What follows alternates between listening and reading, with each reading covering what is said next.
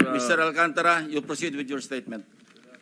Your Honor, okay lang po bang makapagbigay ako ng opening statement ko po? Proceed, proceed. Ano bang gagawin natin dito? Magandang umaga po sa inyong lahat. Tinatanggap ko po na ako po ay hindi nakasagot sa maraming tanong ng mga nakakaraang huling araw upang maproteksyonan ang institusyon na aking minahal sa loob ng 30 taon. Subalit, nitong mga nakang araw, ako po ay nakapag-isip-isip na tumulong na lamang po sa investigasyon na to para po sa bayan. Narito po ako sa harapan nyo ngayon upang tumulong ng buong puso, abot ng aking makakaya, upang makapagbigay linaw sa katanungan sa investigasyong ito. Naintindihan ko po na hindi lang mainit ang isyong aking kinakaharap sa kasalukuyan. Mararamin po ang galit sa aming mga kasama sa DPWH dahil sa mga nabanggit na mga sinasabing katiwala sa aming ahensya. Hindi ko na po titingnan to. Ito po'y galing sa puso ko. Nangangamba po kasi ako sa seguridad ng pamilya ko.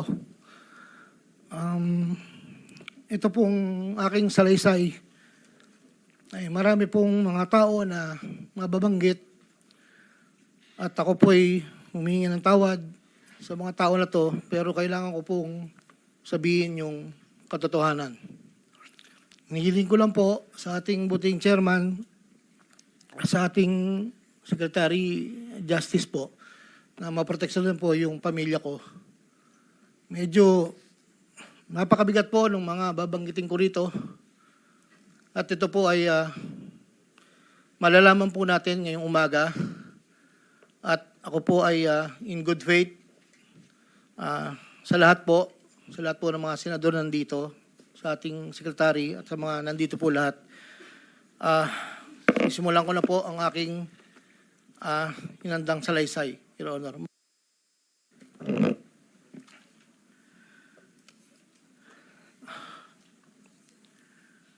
Sa akin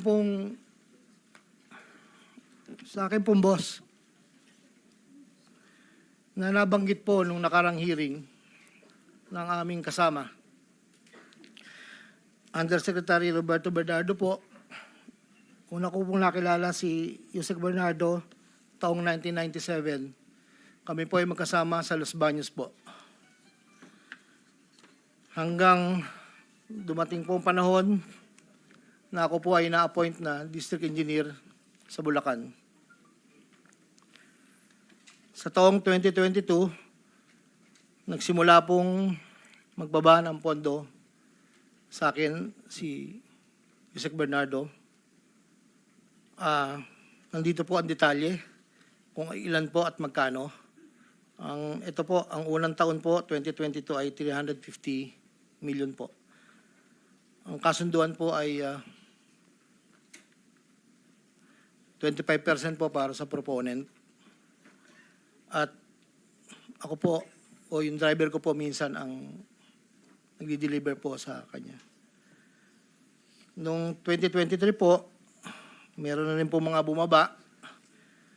Dito po, naka-specify po lahat kung ang titulo, ang title po ng project, amount, at kabuang ibinaba po ng aking boss. Ang iba pong sistema, sa simula po ay nagpapabigay po ng tauna lang pong 10% pag po lumabas na po sa pag-NEP po. Tapos po, ang kabuuan po ay paglabas po ng GAA. Pag po sa GAA, may lumabas na wala po sa NEP, ibig sabihin po nun, maaari pong, hindi ko lang po alam procedure, maaari pong sabay kampo yun pumasok. Andito po lahat po ang detalye sa aking sinumpang salaysay. At meron pa pong mga UA po, ang program allocations po yata yon na naibabaran po sa akin noong 2024. At hindi naman po lahat yun ay sari-sari pong project po yata yun. 2.85 billion po.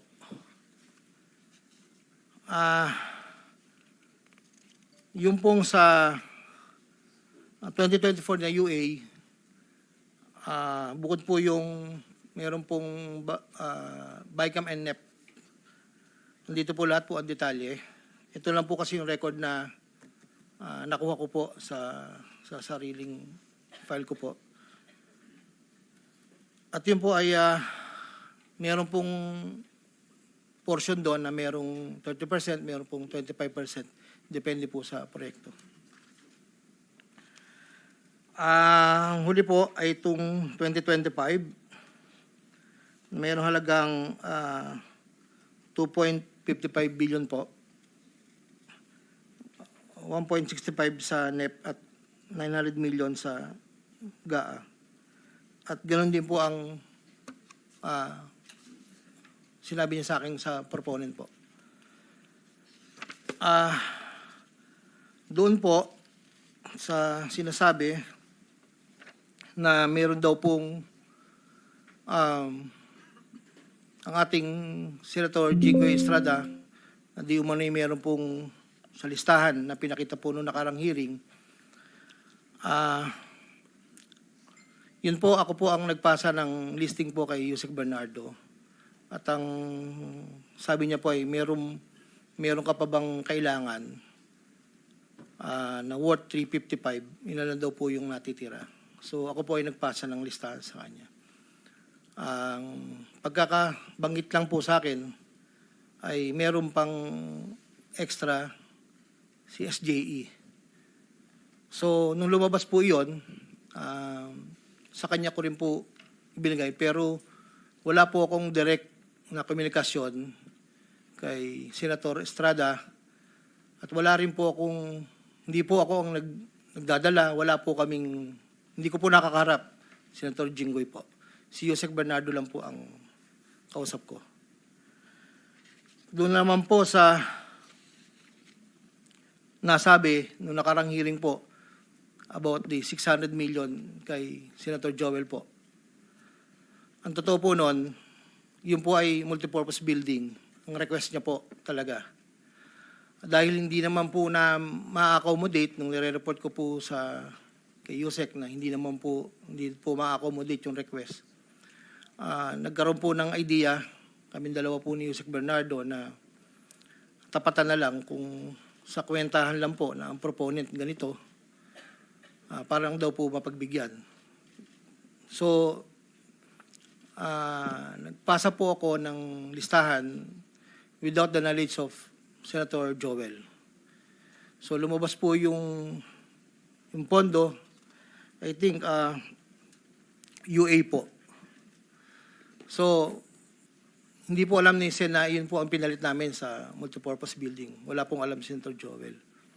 So, yung bilanggit po na mayroon pong 25%, ako po ang at si Yusek Bernardo ang nag-usap na gano'n na lang ang gawin para daw po matapatan man lang yung 1.5 billion na request po. Inayos ko po lahat yun at dinala ko po sa tauhan lang po ni Senator Joel somewhere in Bukawi po. Ang sabi ko po sa kanya, baka pwede, pakibigay mo lang to kay boss. Tulong ko to, kung ano man ang future na plano niya, yun po ay tulong ko. Pero hindi niya po alam na doon ko po kinuha sa flood control po. Ang pangapat po, taong 2021, nakilala ko po si Congressman Saldico. Sa pamamagitan din po ng numero po, binigay lang po sa akin ni Yusek Bernardo. Hindi ko na po nilagay. Kasi po hindi naman po kasama siya nung kami nagkita sa Shangri-La, BGC. That was 2021 po. Ang unang usapan po namin ay susubukan pong makapagbaba ng pondo kung pwede po sa distrito ko. Taong 2022 po, unang bumaba po ay nagkakahalaga ng, tanda ko po, nandito po sa record, ay 519 po ang pagkakatanda ko po. After po noon, 2022, so yung 519 po, ang... Excuse me, engineer. Para mas maliwanag, basahin mo na lang yung sinumpang salaysay mo para hindi ka naliligaw. Opo. Para wala na o-omit, wala na dadagdag, mag-stick ka doon sa sinasabi mong Yes po. sinumpang salaysay. Ito po. Simula mo na lang doon sa Saldi sa simula. Basahin mo na lang ng dahan-dahan. Noong Agosto o Setyembre 2021, nagkakilala kami ni Congressman Saldico. Hindi, simulan mo sa simula mo na yung sa simula nung gist ng iyong salaysay. Yes Huwag po. na yung opening. Una ko nakilala si Undersecretary Roberto Bernardo. Nagkasama kami sa Laguna. Na-promote siya ng nag-promote siya hanggang Undersecretary. Si Yusek Bernardo ang tumulong sa akin para may talaga ako bilang District Engineer sa Bulacan First DO noong 2019, panahon ng Secretary ng DPWH si Secretary Mark Villar. Nung panahon na yun, ang tanda ko po, Undersecretary for Operations sa Visayas, si Yusek Bernardo.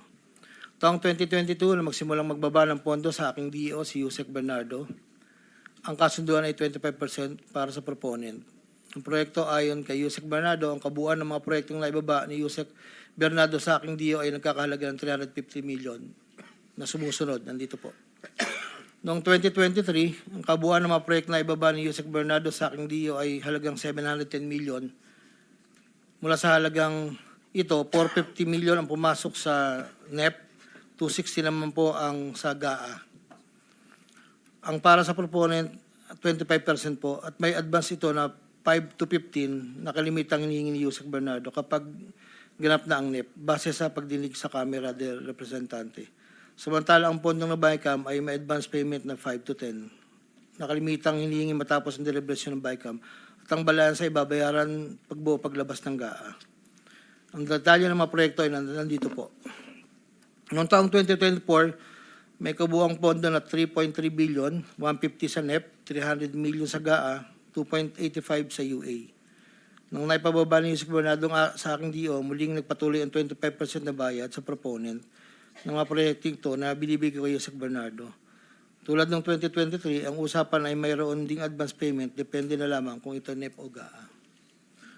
Kaya limitang inutusan ko ang aking driver na dalhin ang proponent kay Yusek Bernardo, minsan po sa parking ng Diamond Hotel.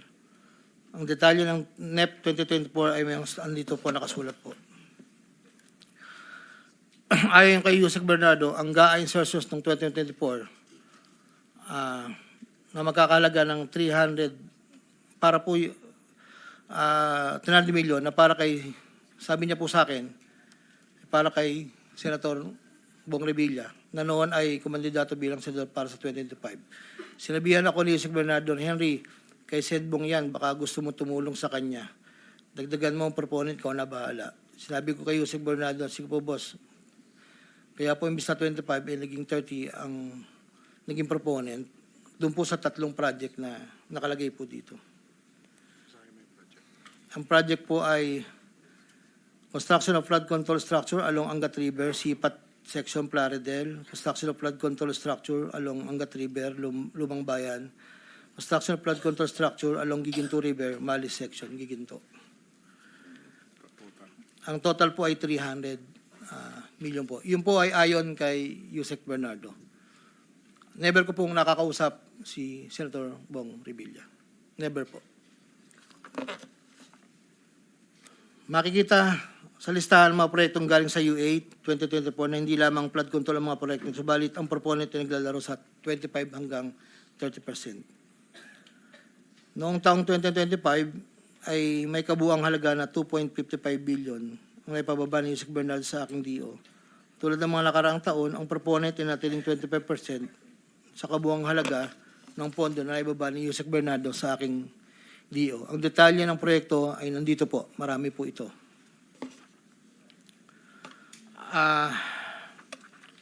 Taong 2022, yun nga po, nabanggit ko kanina, humiling si Senator Joel Villanueva ng proyektong multipurpose building, ikakalaga ng 1.5B. Sa halagang 1.5B ay 600 million lamang ang napagbigyan na pondo para sa multipurpose building. Hindi ito napagbigyan, kaya napilitan kaming gumawa ng paraan ni Yusek Bernardo. Hindi humingi ng partikular na proyekto o porsyento si Senator Joel, pero inutos ni Yusek Bernardo na bigyan na lamang ng proyekto na may katumbas na 150 million na proponent. Dahil dito, nabigyan si Senator Joel ng proyektong unprogrammed operations ng 2023, nagkakalaga ng 600 million na pawang mga flood control ng mga proyekto at kung saan susumahin na 25% na proponent ay may halaga na 150 million. Hindi alam ni Senator Joel na flood control ang mga proyektong nailan sa kanya dahil ang aking pagkakalam ay ayaw po ni Senator Joel ang project na flood control. Ang halagang 150 million dila ko sa rest house sa Barangay Igulot, Bukay, Bulacan na iniiwan ko po sa tao niya na ang nagangalan lang pong Peng. Sinabi ko kay Peng na pakibigay na lang kay boss, tulong lamang yan para sa future na plano niya. Hindi po nila alam na doon galing yon sa flood control. Matapos po na hindi na po kami nagkausap. Sa kay Senator Jinggoy naman po, sa pagkakatanda ko, nasa 2024 budget hearing kami sa Senado. Kasama ko si Yusek Bernardo. Sa pagitan ng alas 9 hanggang alas 10 ng gabi, habang kami naghihintay, tinanong ako ni Yusek Bernardo kung mayroon pa akong gustong lagyan at mayroon pang available na 355 si SJE. Ayon po kay Yusek Bernardo. Sabi ko po, boss, meron naman. Sagot ni Yusek Bernardo sa akin na ipasok ko agad sa kanyang listahan ng oras na yun. Agad-agad po akong nagpagawa ng listahan sa staff ko at sa loob ng 10 to 15 minutes, pinasa ko na po ang listahan kay Yusek Bernardo.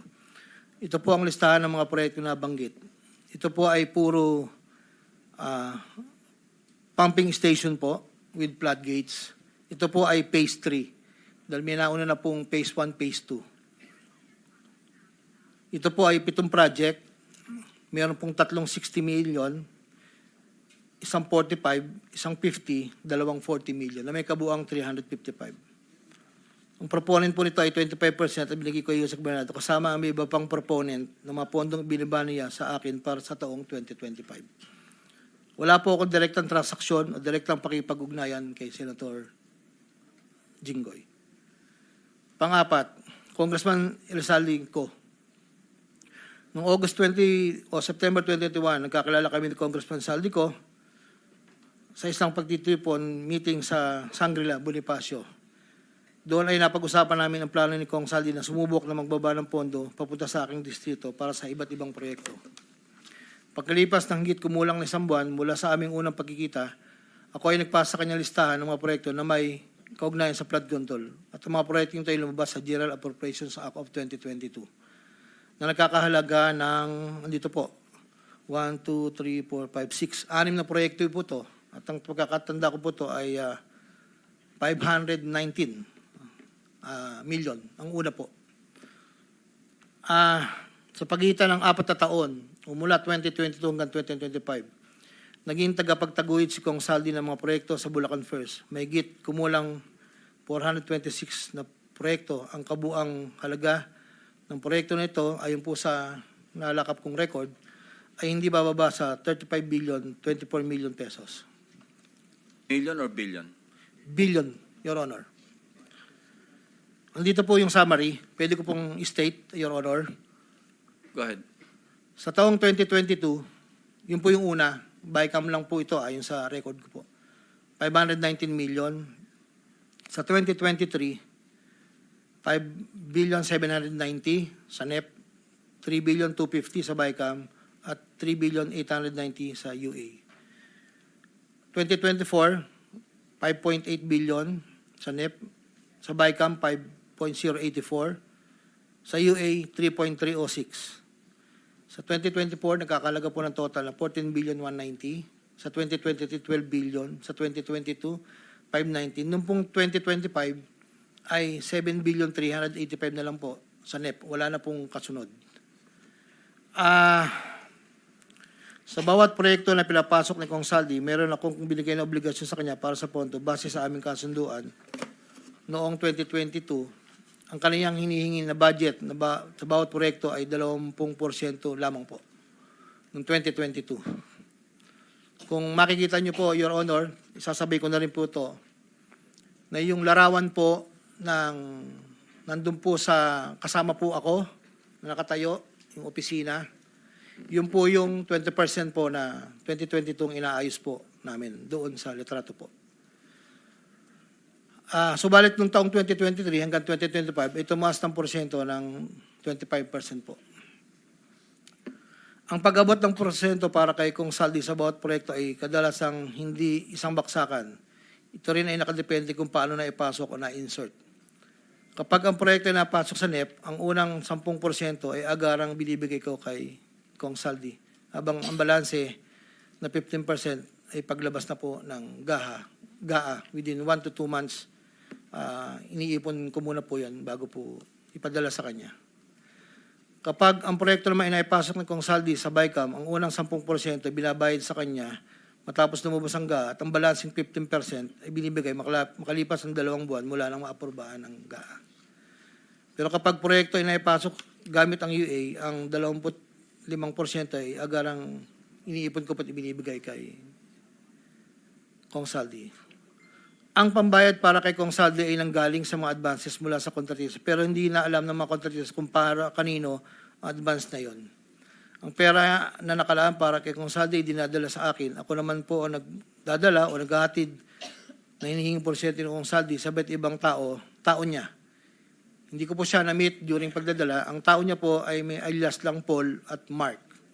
Dahil sila po yung nag-message po sa akin through Viber, disappearing message po iyon, na doon ko po dadalhin. May isa o 2 beses na dinala ko sa parking lot ng Shangri-La Hotel, Bonifacio Global City, ang porsyento ni Kong Saldi. Paminsan-minsan man, inahatid ko ito sa kanyang bahay sa Ladybug Street, Valle Verde 6, Pasig City. Mula Ortigas po, kakaliwa ka stoplight, may gate kakanan, kakaliwa kakanan, makikita na po yung bahay. Minsan po, inuutos ko lang po, minsan po ako po ang nagbababa. May tao lang pong tatanggap, tapos po, iiwalan ko na po. Dinagdag ko na dahil lumulobo ang pondo ng Bulacan, napag-usapan namin Kong Saldi na kung meron akong pwedeng mapagbabaan sa iba't ibang district engineering office. Nang dahil dito, noong 2020 hanggang 2025, nagbaba si Kong Saldi sa sumusunod. Bulacan 2nd, 573 million. Tarlac 1st, 2023, 1.350. Sa 2024, sa UA, 1.650. Tarlac 2nd, 925. Tapos 2024, 1.025 billion. Pampanga, sa 2023, 1.125 billion. 2024, 75 million lang po. Wala pong alam yung mga tao doon na DE. Ako lang po ang kausap nila. Hindi po alam nila yun ay kay Kong Saldi. Dahil ako lang po, hindi ko po pwedeng sabihin kung saan nanggagaling. Ito po, ang mga iba naman pong nagbababa ay nakilala ko ang kumpanyang Partstar. Ngunit kahit pamilyar ako sa Partstar, hindi ko kilala ang may-ari nito. Naging tauhan ng Partstar ang kilala ko na MK. Na-meet ko po siya sa district. Meron po siyang project na isang tulay na inabutan ko before. Sa pagkakalam ko, si MK ay anak ng may-ari ng Partstar. Nagkaroon ng pagkakataon noong 2020 na lumapit sa akin si MK na Partstar na nakiusap na humingi ng listahan para sa flood control. Ayon kay plano raw nilang lakarin ng pondo para sa mga flood control projects. Ako'y nagbigay sa kanyang listahan at nalumabas naman po ito sa GAA at UA. Kinaklaro ko na wala akong alam o personal knowledge kung paano nakuha ng Partstar ang pondo at kung sino ang kausap nila para masiguro ang pagkuha ng pondo. Hindi po ako knowledgeable doon. Basta nagbibigay lang po ako ng listahan. Ang proyektong iginawan na Partstar ay pinunduhan mula sa National Expenditure Program at papondong itilakda ng bicameral conference. Ayon po sa record. Ito pa po, meron pong 2022, si Commissioner Mario Lipana po ay nanghingi rin po sa akin ng listahan.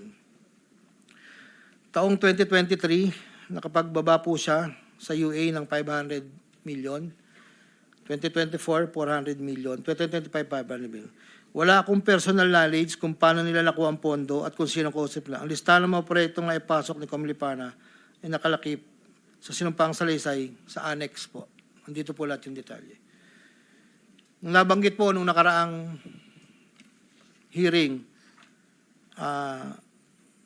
former Congressman Mitch Kaayon, noong taong 2021, nakilala ko si isang pagtitipon, hindi ko na po matandaan, alam ko po birthday, na noon ay Yusek pa po, ang pagkakatanda ko. Dito ay nakapag-usap kami at tinanong niya kung pwede siya magpababa ng pondo sa aking DO. At sinagot ko naman na, opo, pwede po. Noong taong 2022, nakapagbaba ng halagang 411 million sa GAA si Yusek Mitch, na may usapan kami na may gastos na 10% lang po. Hindi niya po pinakailaman yon, sabi niya, bahala ka na kung sino man ang mananalod contractor niyan. Noong ikapat na pagdinig ng Senate Blue Ribbon Committee hearing, may dalawang larawan na pinakita ang chairman ng Senate Blue Ribbon Committee, Senator Pampilo Lacson, kay Engineer Bryce Hernandez. Isang larawan sa isang lamesa na puno ng pera at doon ay makikita ang aking presensya na kung saan ay ako'y nakasuot ng blue na shirt at ito ay sa conference room ng lumang opisina namin. Para po sa kalaman, lahat po ng pera na yon ay para sa BICAM ni Kong Saldi, 519 million na may 20% proponent noong 2022. Ito po ay galing sa iba't ibang mga kontraktor na nakuha ng mga proyektong naipababa ni Congressman Saldi.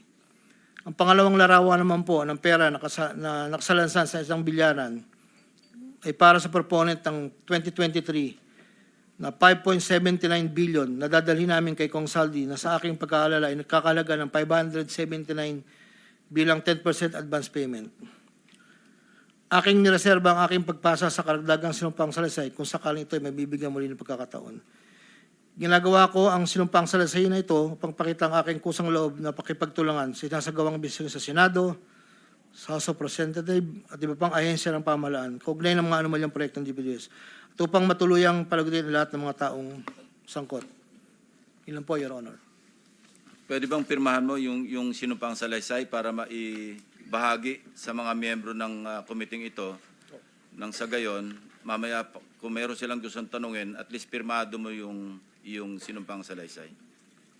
Your Honor, dahil in good faith po ako, kahit wala po akong inaasahan pa kung ano ang mangyayari sa akin, I will sign this.